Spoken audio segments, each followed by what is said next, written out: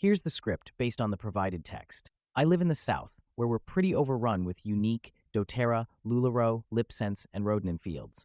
I have 14 friends and family members who sell Unique. Facebook was unbearable until I turned off notifications for certain people in my feed. I was so happy to find this community because so many of my friends are falling prey to these pyramid schemes. My father-in-law has cancer, an aggressive one that was caught late. His daughter sells doTERRA and convinced him to stop taking his medications and use only doTERRA products. I was livid. He was guilted into stopping his life-saving medication. He lets her live in his home, rent-free. Her husband had an emergency appendectomy, and she posted on Facebook about how blessed they were because her dad would cover the bills and doTERRA would take care of the rest. He paid almost $2,800 for their bills. We managed to get him back on his meds, which made my sister-in-law very unhappy. She told him if he died, it would be because he didn't use doTERRA products. I was furious at her manipulation. A few years ago, she approached me about trying doTERRA for some medical issues. I'd had 2 miscarriages, and she told me that if I used doTERRA, I'd never have another miscarriage. I was devastated by her flippancy and horrified that she believed it. I told her no, and that I would proceed with my OBGYN. She didn't talk to me for at least 3 years. Some smart friends are getting sucked into pyramid schemes. They call me, thrilled about their new ventures into selling LipSense, Unique, or Rodan. I've gotten 3 phone calls from women starting their journey into debt. I've had 4 to 5 people try to recruit me. One friend does well with Unique because she got in early and has several hundred girls selling under her. She quit her job as a dental hygienist and earned trips, but the girls under her barely do well. Several mutual friends stopped selling and have products they can't sell. Some foolishly jump into another pyramid scheme right away. Now for the next part. Several days ago, I posted about how happy I was to find people who get it. I'm in the South, and we're overrun with people selling the Fab Five. Many of my friends sell 2 or more MLM products. I got a message from a good friend who wanted to grab dinner. We meet at the restaurant, and she immediately launches into her new business opportunity, Unique. She quit her job and joined Unique. I was shocked because she made over $70K a year with excellent benefits. She went on about how Unique helps women and empowers them. Before I could respond, she said she thought I might not be interested, so she also joined doTERRA and shoved papers about it in my face. I tried to tell her they were terrible ideas and explained how they were pyramid schemes. She said her new friends had her back and was heartbroken. I wasn't supportive. We went our separate ways, with her calling out that she'd love to have me on her team. My jaw dropped. Why are so many people in the South drawn into these? It's like a plague. Now for the next part. Just thought I'd let you guys know the next phase. She is furious with me. I texted our mutual friends and told them that if they heard from her, it was probably going to be about Unique or doTERRA. My friend humored her and bought about $200 worth of products. She considered joining her Unique team, but decided not to when several of us explained what was happening. This girl is very sweet and naive and genuinely had no clue. She was surprised to hear the list of things to avoid, saying, "I have most of those in my house. I just thought they were all bad products. Every time I have a complaint or want a refund, they tell me it's my problem and that I wasn't using it right." And she believed them. She said she's almost joined several teams in different companies, and the only reason she didn't is because her current job is too demanding. But anyway, my friend who's selling Wash DT is madder than a wet hen. She left me a scathing voicemail, which I didn't even fully listen to because it was so mean. We've always been pretty good friends.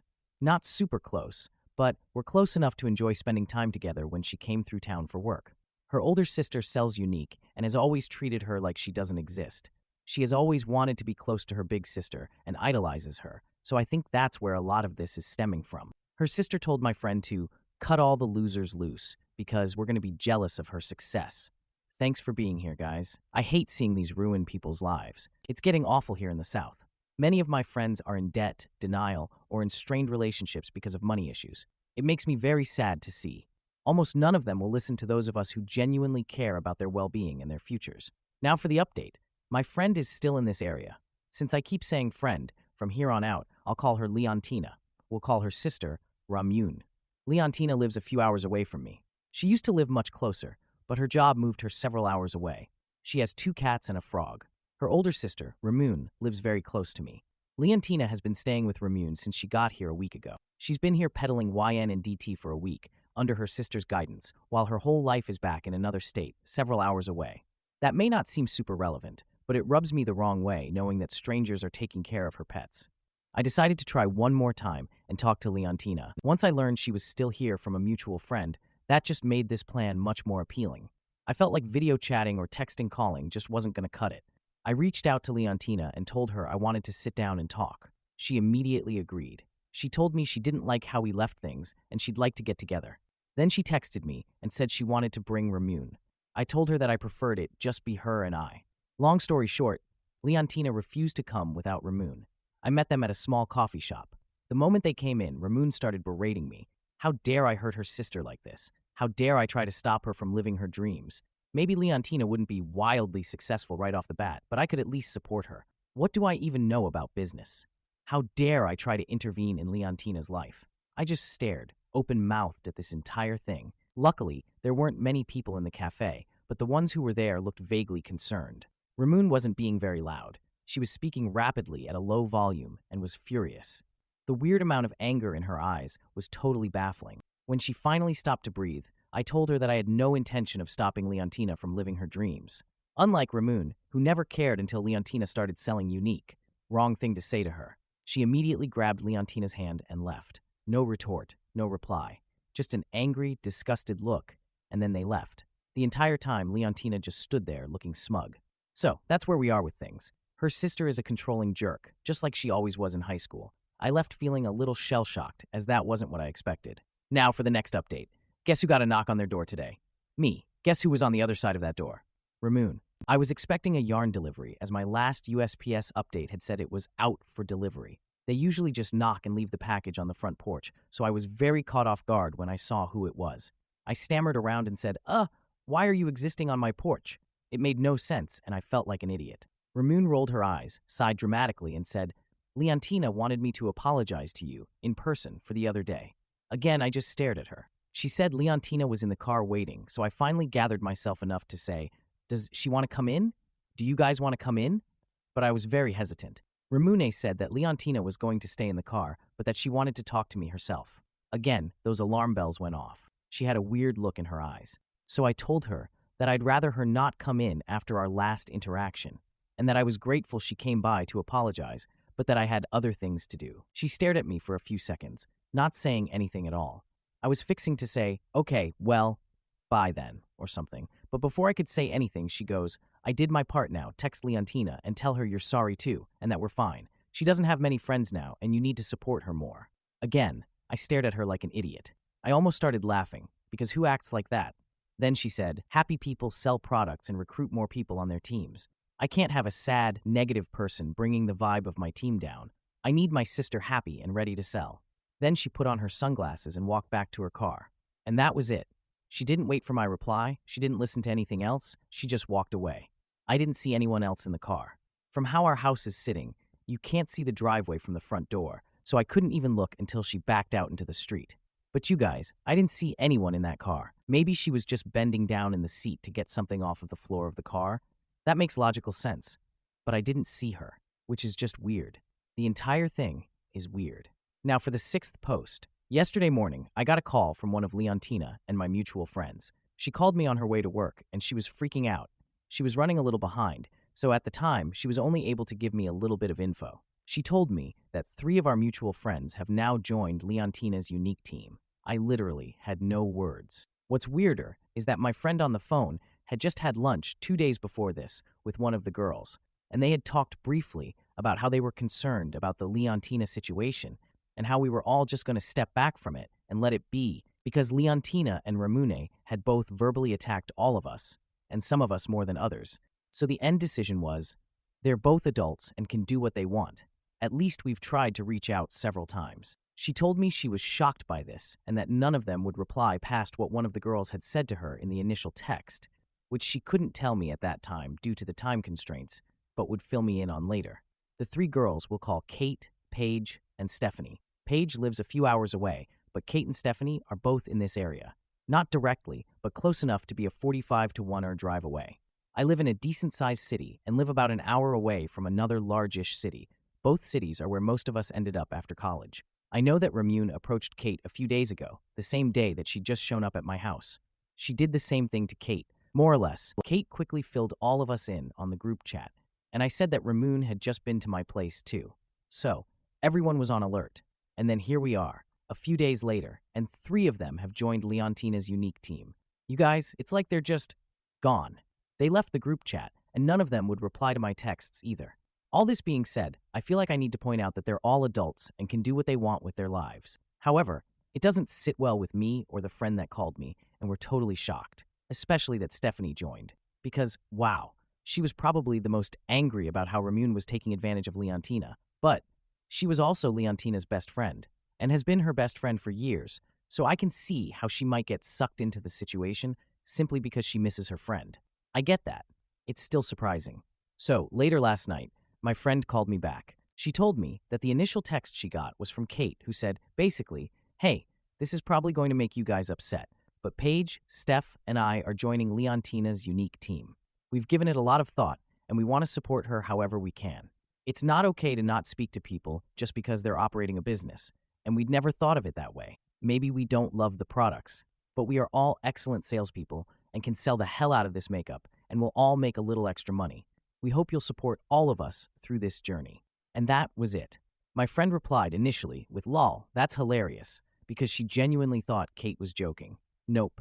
And she never got another reply. She didn't answer her phone calls either. My friend started getting concerned and also tried to reach Paige and Steph and couldn't. That's why she was running late to work, because she was trying to figure all of this out, and it was truly baffling to her. As of right now, Paige, Kate, and Steph are all AWOL. No replies to us. I stalked Ramune's FB page and saw that she was thrilled that her team had grown more, and she was treating the newest members to a spa day. That spa day is happening right now. We, my friend that called me and I, have been cut off, which, honestly, we're okay with. There's some weird crap going on here. I'm telling you, these girls never would have joined this.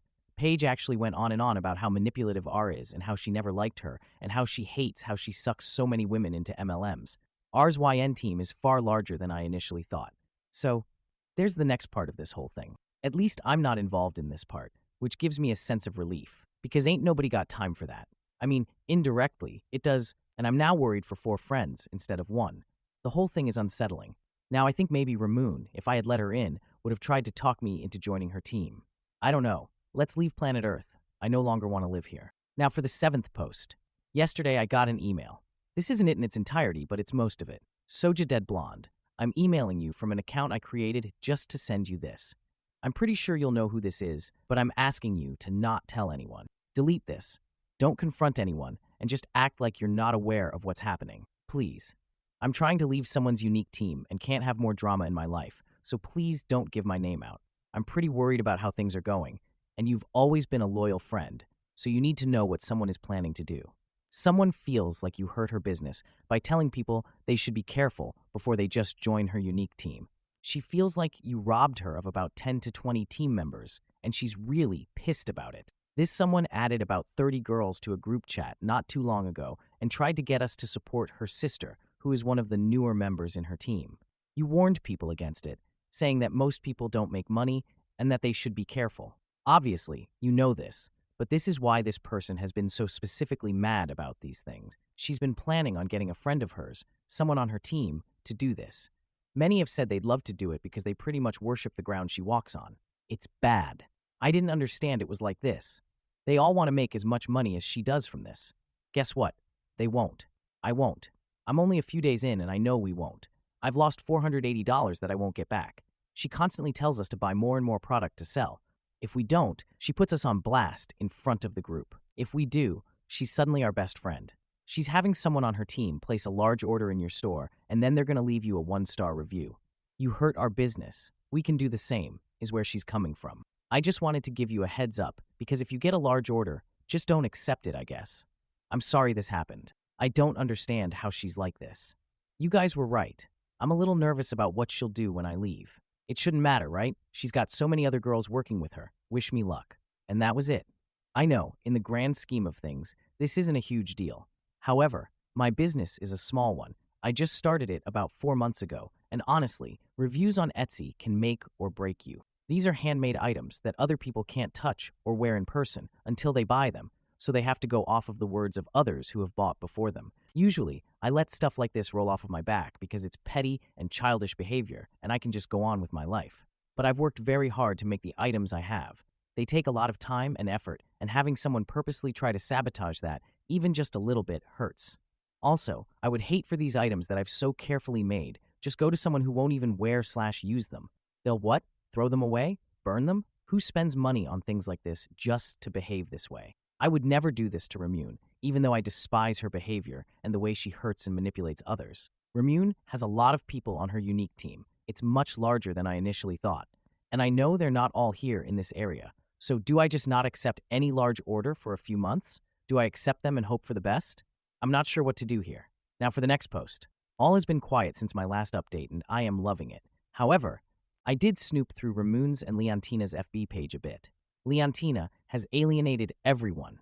She has made several posts complaining about how people who love and support you will always support your business and buy from you. How real friends are the ones who join your team. She even made a post saying that she'd pitch in $50 for someone to buy a unique starter kit if they join her team. And on all the posts, it's only other presenters who are encouraging this and cheering her on. Ramune's FB is a whole other story. Everyone adores her there. It's honestly like some sort of hellhole MLM Mean Girls echo chamber. She made one post about how she's so blessed to be surrounded by so many strong women who look up to her and that she's like a proud mama bird showing all these baby birds how to fly and be responsible business owners. Gross. She did make a mildly threatening remark to someone who questioned some of the unique products, I think the mascara, but that was the extent of the drama. No negativity is allowed on her page, only empowering, uplifting things. Again, gross. Now for another post. So, there's not much to tell, but Elle texted me very late last night, early this morning, around 2:45 a.m. to be exact. I was still up because I had a root canal Friday, and it's the worst. Highly don't recommend. Anyway, this is what happened. You may have been right. I've been up stressing over my finances. My $12 savings are gone, all in barely over a month. I think you were right. I'm having more wine and going to bed. Oh, Elle, I'm so sorry to hear that. That's incredibly discouraging, I know. Is there anything I can do to help? No reply yet. Maybe I should have waited until I got a reply before updating you guys, but it was so completely out of nowhere, and I figured that if she was going to reply, she would have by now. Or maybe it was the wine talking. She's still at her sister's house, R, so I'm sure R talked her right back into things this morning. I'm hoping she's coming out of the MLM stupor. Now for the final update. As of about a week and a half ago, I got an update from a mutual friend about Leontina. While it wasn't the worst thing I've heard about a friend in an MLM, it wasn't great, but not unexpected either. And then it got weirder. So, a mutual friend told me that Leontina recently borrowed a significant amount of money from Ramune and from their parents. When I say significant amount, I mean significant. You guys, apparently, she blew a large portion of her savings on a trip to Cancun. I think that's where they went. Very early on, as Ramune had told her that it's a way to show your haters that you're doing just fine. And hey, Leontina was going to make it all back with Unique really quickly anyway. Spoiler alert, she did not. Hence the borrowed money. The next update I got was that Leontina and Ramune had a huge fight about Leontina wanting to quit doTERRA. Here's where it just gets weird. Ramune doesn't sell doTERRA. I'm not even sure she uses it.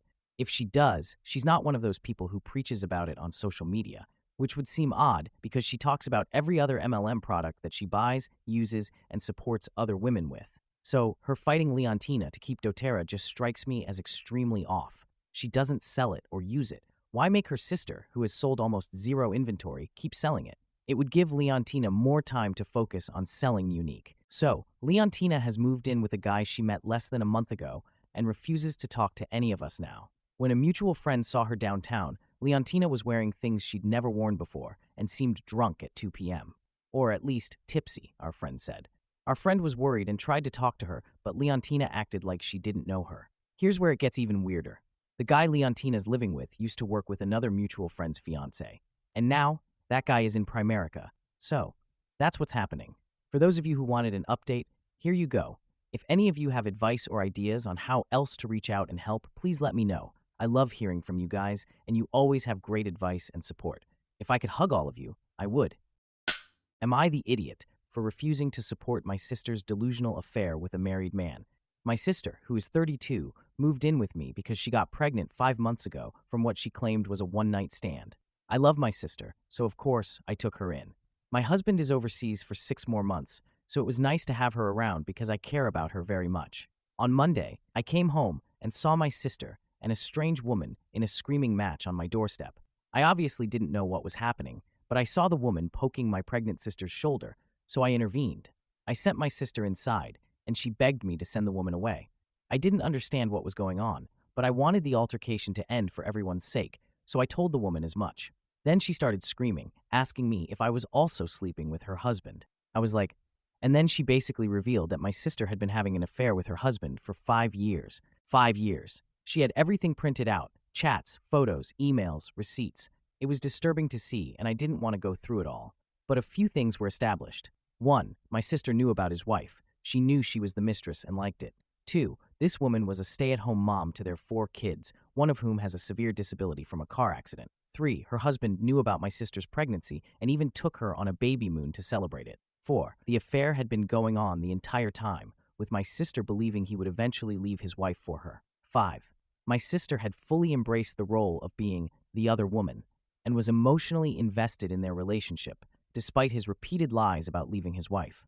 I told the woman I was very sorry and that I obviously didn't know, but I asked her to leave because this wasn't going anywhere, and I didn't want the neighbors to call the police. She was furious, but gave me her number on a post-it, begging me not to let her husband stay at my house. I assured her that no man was stepping foot in my home.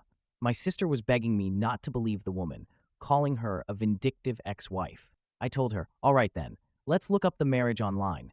Let's see if a motion for dissolution of marriage was ever submitted. We fought hard. My sister kept saying I would never understand and that they loved each other, but he just couldn't leave his wife, blah, blah, blah. I called her dumb and naive. The next day, I told her she could stay here because I didn't want her to become a financial burden on that woman in any way. But I also told her that right now, I didn't want to engage with her. My sister asked me if I still loved her, and I told her honestly, right now, I can't say I do. I will always help my nephew and not endanger you, but I can't like you because you've shown me you're not a trustworthy person. I told her I didn't trust her not to try anything with my husband, and I didn't trust her with anything at all, so I made her sign a tenant's agreement. She's been begging me to forgive her, and I told her there's nothing to forgive. I just don't know who she is anymore. Now for the update. First, I'd like to clarify a few things. I am not going to tell my sister to get rid of the baby. That's not my place, and I would never suggest such a thing. Also, I am not going to install tracking software on her phone or demand access to all her devices. That's invasive and wrong. I've been thinking a lot, and while I can't say that I don't love my sister, it's very hard to feel that love right now.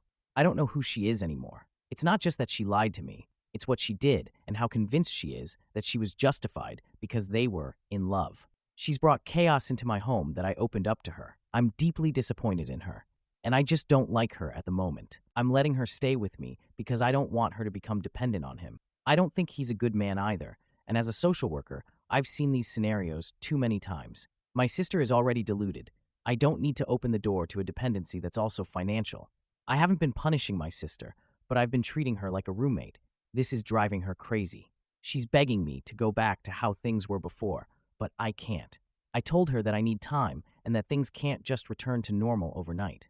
She tried to explain how it all happened. She admitted that she always knew he was married, but believed she could tell how unhappy he was and felt he deserved to be happy. They met at a bar a few weeks after his son's accident. He told her that his wife hadn't touched him since it happened and that he was about to explode. I asked her why she would involve herself with a married man, knowing the hurt it would cause. She said she wanted to be a wife and a good mom, and that included his kids. She had hoped he would divorce his wife so they could all move on and finally be happy together. I just stared at her, unable to comprehend how she could rationalize her actions. A few days later, he appeared at our house, claiming he had left his wife and wanted to be with my sister. I told him to leave immediately or I would call the police. My sister was furious with me, accusing me of ruining her chance at happiness.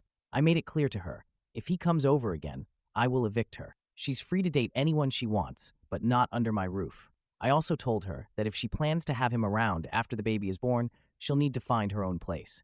Word has gotten around our community about the affair. While we were grocery shopping, a woman even spat on my sister. Many of her friends have cut ties with her, calling her a homewrecker. Some are married themselves and don't want her near their husbands. I haven't said I told you so even once. We unexpectedly ran into his wife at a local cafe. My sister wanted to apologize and suggested that maybe they could all have a good relationship for the sake of the kids. The wife laughed coldly and said, "You made your choices. Now live with them. Don't expect me to make this easier for you." My sister is devastated and has been lying in bed ever since. I'm taking care of her physical needs, making sure she eats, stays hydrated, and attends her prenatal appointments. But I can't bring myself to comfort her emotionally. I just don't have it in me right now. Now for some thoughts. I blame him. He is a horrible man with no morals. He couldn't even wait for his son to be out of the hospital to start an affair because his ballpark wasn't getting scratched by his wife, who was also in the accident. I hate him. I hate him so badly that I resent that he exists. But he's not in my life. I didn't know him. He has no cards in my game. I am so mad at my sister for not only messing up her life, but also bringing chaos into mine after I opened my home to her. I am mad she lied to me for 5 years, but most of all, I am disgusted with her horrible selfish actions. She wasn't lured into this. She knew from the beginning that she was a mistress. She knew what she was doing. She knew it was wrong, and yet she kept doing it and lying through her teeth. I don't know who she is. Now for another update. My sister just won't stop talking about him. Every day, it's the same story. Their perfect future together, the apartment they're moving into, how everything will be great once his divorce is done. She's completely lost in this delusion, acting like none of the lies and betrayal matter. I can't stand it. She made him write me letters. Yes, actual letters. As if that's going to magically make me approve of him. She leaves them around the house, thinking that if I just read them, I'll suddenly understand how sorry he is and how much he loves her. I haven't responded to a single one. It's ridiculous. I told her over and over that I don't want anything to do with him, but she keeps pushing as if she can wear me down. It's beyond frustrating.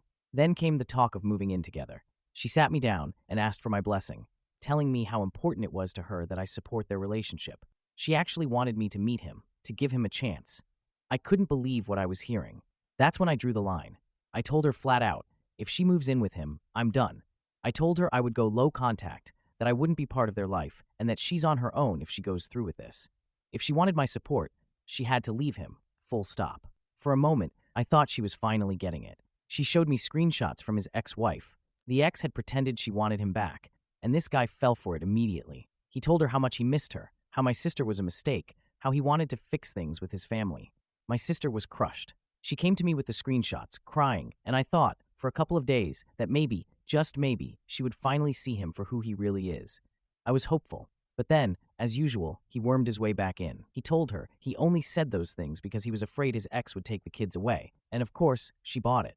Now she's actively moving in with him, packing up her things, and making all these plans like nothing happened. The screenshots? Forgotten? The lies? Excused. She's determined to be with him no matter what, and I am done. I told her I'm not helping her anymore.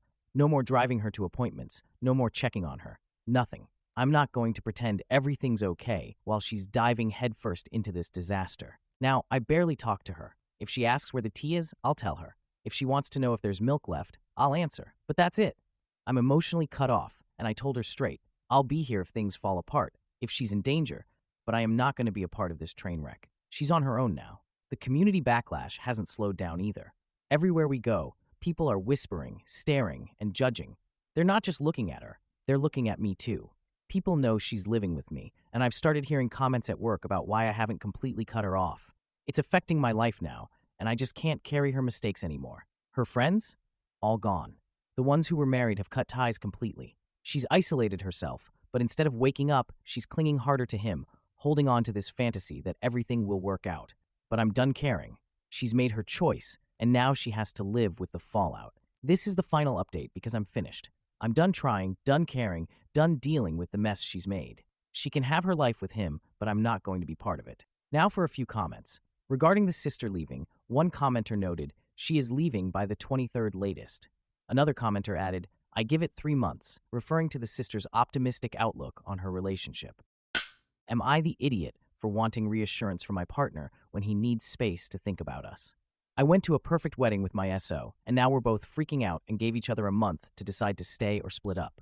I feel so confused and scared. Advice?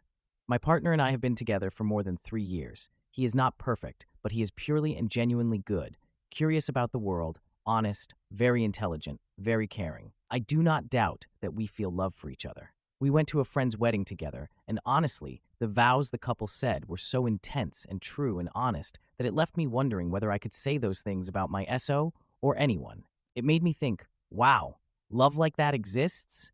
Where two people can really say they want 100 forevers with the person standing in front of them. Between the wedding and now, I bottled up these feelings because I was already feeling stressed out about my work probation. But last night we met up for dinner, and we both agreed that we are wondering if this relationship is still something we both want, and that we were both freaked out by the wedding vows. Between the wedding and pre-dinner convo, When I was thinking about ending things, it felt like the right call because he stopped being super communicative and it helped me peel away. But since, of course, it turned out it was him thinking things over too, and we both are on the same page about the things that are lacking intentionality, more intimacy, among other factors. I feel like it could be worth it to give it another shot given we've been through so much together and we hold each other so dearly and care deeply for each other. Can this deep care, though, turn into sprightly attraction again and the giddiness of the first few months? I love him. He loves me. But we are unsure if we can confidently say we can see our forevers together right now. But we love each other, and we struggle to envision how I can function without his presence, given that we have grown so attached and enmeshed in each other's lives. We don't live together, but he is my person at the moment, if that makes sense. And we live in a huge, fast-paced city where it's hard to make connections, friends, or date. I feel like we have a good thing going, but I don't know if I would ever feel like saying forever. Does this mean continuing it is a waste of time? What do we do? I feel so scared of making the wrong choice, especially because of my intense job and feeling like if I'm not with him, who is my comfort and person, I will just be an anxious mess alone. I feel like we can fight for this, but it's like, are we fighting for mediocrity? Or are we fighting for something that can be made into a forever? Or a secret third thing? I don't know.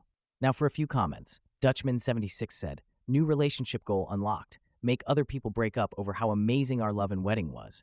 Salt Replacement 9999 added, I just went to a wedding like this that I'm wondering if it was the same one OP went to, LMAO. Perfect wedding and best couple ever. Some guy in the UK commented, comparison is the thief of joy. Old Host 9735 shared, came here to say this. I was comparing my relationship and was unhappy. Once I started thinking about what I wanted and what we wanted, suddenly I'm much happier. My relationship doesn't need to look like yours for it to be exactly what I want and need. Connect Industry-702 offered advice. I think the bigger problem here is that you're terrified of being alone. In addition to that, it seems like you don't have friends. This is concerning. You should still have autonomy and a life outside of your boyfriend. All other aspects of your life should still get your attention regardless of what relationship you're in. So about the wedding thing, I wonder if this was the first wedding you've ever attended. Most weddings are like what you described. Beautiful vows that make you tear up. An overwhelming sense of love in the room. The couple seems extremely in love. Remember that this is their day to point out all the good things. Some people really are with their soulmate, and they profess that in front of others. Other people may not feel that way a few years down the line. Don't compare yourself to that. I think you should continue to have conversations with your partner about the state of your relationship. If you two identify that you're not in love, ask yourselves if you ever were, and if you can get back to that. If you weren't, can love grow? What would that take? You may come to the conclusion that your boyfriend is really just your best friend that you sleep with, and that's okay. If that's the case, you should move on amicably. Then OP replied, it was the second wedding. The first was a family member who has been with their SO for like 15 plus years, so it was more of a formality wedding and not as big and bashful as this one. I really appreciate this answer. I do have friends and hobbies and interests I keep up. I just feel like I would still feel a big hole without him, even with my nourishing of the other parts of my life. Me and SO, don't even live together. I live with two friends that I know will be there for me. It's just tough to envision the break, basically. Thank you again for taking the time to write all this. Wings of Esther shared their experience. Han, it's my 24th anniversary in November. My husband and I have never refound the new relationship energy because that shoot is fleeting. But what we found is richer, deeper, and more than can ever be found in NRE. We're each other's person. When we're in each other's presence, we don't have to hide anything about ourselves. No masking like we have to do out in the wider world. I can say the weirdest shoot my brain barfs out to him, and he'll receive it with love and acceptance. I do the same for him. He knows all of me and still loves, accepts, supports, cheers for me. Especially the parts of me that I hate, he loves so much. No, we don't try to see how many times we can frick in a single day anymore. But gods, in comparison to knowing we're each other's rock in this world, because we've proved it, over and over again, I can skip the NRE lust. I can see some of how I describe my relationship and my husband in your words, and I wonder how much you're bought into the Hallmark version of love, all passion and floating hearts in the air. Also, I want to say that weddings are an expensive production, all about love, with a huge audience that you want to make yourself and your relationship look good to. Don't compare your day-to-day relationship to the polished to within an inch of its life relationship on the wedding day. Not even apples to oranges. It's apples to jewelry from Tiffany's. Now for the update. We had a long conversation last night, and it was really good. We decided to stay together and work on the things we both identified as lacking. We both agreed that we have a strong foundation and that it's worth trying to build on it. We also acknowledged that the wedding was a trigger, but not the root of our issues. We're both committed to giving it our best shot and seeing where it leads us. Thanks to everyone who commented and gave advice. We are now going to take a step back from the relationship. I want to work on it and bring the spark back in, but he wants space to think about whether he even wants to try with me at all. So it wasn't just about the wedding vows for him. I feel so heartbroken because he was bottling up a lot of issues he felt were present but did not tell me about, or if he did, didn't stress they were make or break. I feel like these issues are so workable, but instead of communicating with me about them and how important they were, he's now pointing towards them as a sign that we are incompatible as long-term partners. I think this is an avoidant attachment style thing. He says the relationship can be saved and that he loves me very much and that he still is attracted to me, but he is unsure whether he wants to work on the relationship at all, given that we are so young and he's got new things going on. He just started a PhD and is meeting new people, which I suspect is making him think there's no room for me or our relationship in his life in the same way anymore. He voiced that we have jumped into serious partnership too quickly and that he wants to have a normal 20s relationship. The fact that he is thinking about our relationship of more than 3 years as something so disposable and that I need to be just okay with him taking a step back from it all unalives me. In fact, it seems irrational to me, although love and relationships never are, since I know he wouldn't lie to me about loving me, thinking it's salvageable, nor being attracted. If there's love and hope and attraction, why not try? I feel like an idiot because I could react to all of this in a, okay, if you're not 100% sure you want me, then frick you, I'm leaving, and I don't want you 10 times more way. But instead, I am approaching it in, okay, I will take this period with an open heart and be the best version of your partner and hold out hope you choose me again. The second option is torturous, given that it is me holding out, choosing to maybe get seriously hurt if he ends things, and also makes me feel anxious throughout the day as I am in constant fear that he's got the power to say, I don't want this, actually. I wish he'd say, let's try again instead. Now for a few comments. A commenter said, girl, I was in a relationship with a man like this, and I had the same approach you described in the last paragraph. He's not going to want to try again. Please don't be like me and have enough will and self-respect to walk away first instead of being treated like this. Then OP replied, damn, yeah, it's hurting myself for ambiguity and insecurity. Don't want to do this for much longer. What made you decide to not walk away? The commenter responded, as cliche as it is, love made me cling to hope that he would do better. He didn't. Unfortunately, I had allowed him to come back repeatedly into my life, and each time he managed to convince me he'd changed. All lies. Each time it ended the same way, with him dipping because of various stressors in his life, then coming back a few months later with a bunch of apologies and excuses. After the last time, I said some very cathartic and very hurtful things to him, so this time I'm pretty sure he won't be back. Hopefully.